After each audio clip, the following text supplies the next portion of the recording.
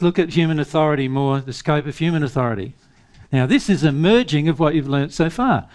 God does not have direct authority over human creations that do not contain elements that God created.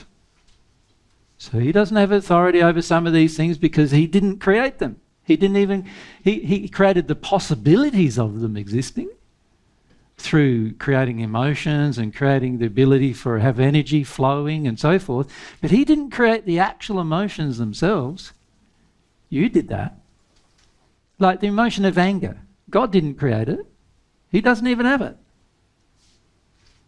The fact that you've got the ability to create any emotion you want, and if anger happens to be one of those emotions, then you create it. But you created it. He didn't. So who's going to get rid of it? You go, please God, help me get rid of this anger. Well, he'll help you. But if you say, please God, get rid of this anger for me, is that going to ever happen? No, it's not. Does that make sense? Because we're not taking authority over our own creations.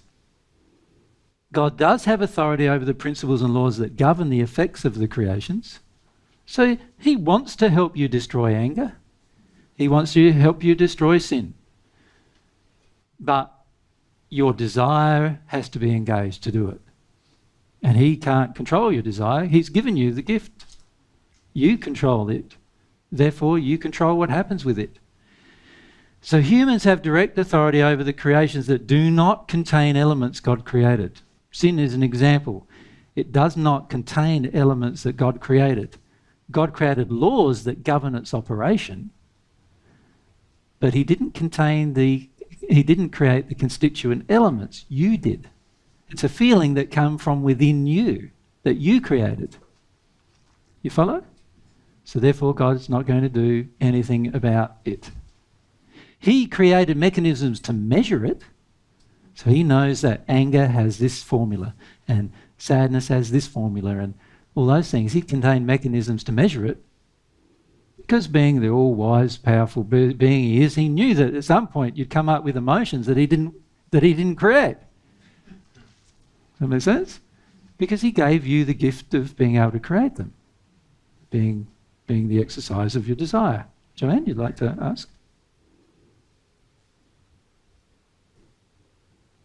So in the creation of the spheres, I'm having a little bit more difficulty. Like when you said that you were the first one to create the 8th sphere, the 36th sphere, how...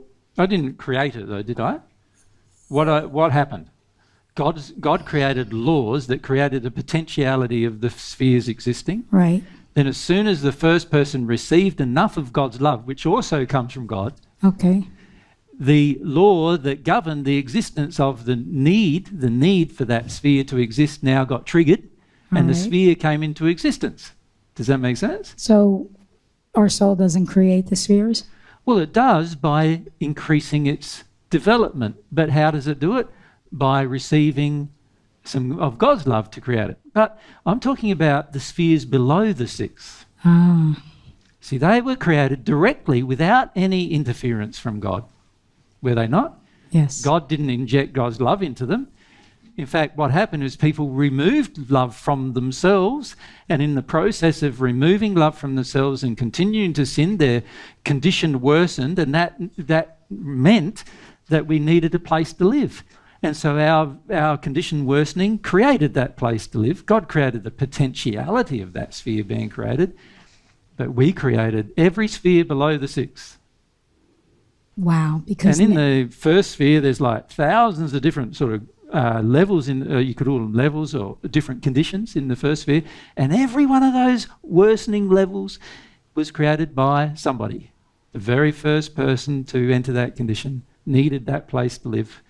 So the sphere was created, but God didn't do that. So who's going to destroy the hells? We are. Yeah. Okay, thank you so much. God's not going to destroy them. God's laws are working to destroy them, but God's not going to destroy them. We have to. Same as sin. God's not going to destroy it. We have to. We created it. We need to destroy it. Does that make sense?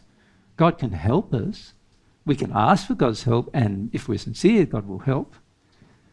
But he's not going to do it for us. Does that make sense? Pierre?